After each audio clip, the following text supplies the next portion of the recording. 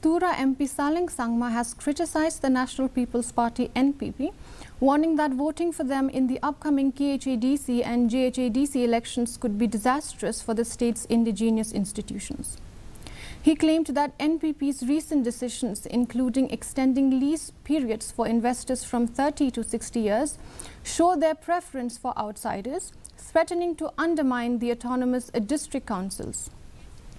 Sangma accused the NPP of treating these councils as their private entities and said that the public is aware of NPP's actions on issues like the Citizenship Amendment Act CAA and Inner Line Permit ILP.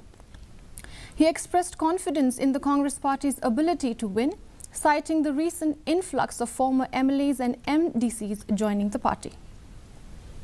Voting for NPP would be a very, very disastrous. Because right now you could see actually they are entertaining all the outsiders. Now if NPP is voted back again, you never know.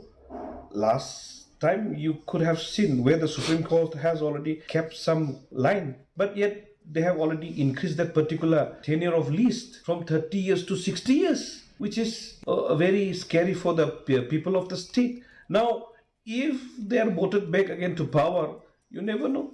They might finish off this district council itself. So it's very, very scary if people vote for the ruling. People are well versed about the situation, what is going on. People knew about the CAA, people knew about the ILP, people knew about all things that is happening.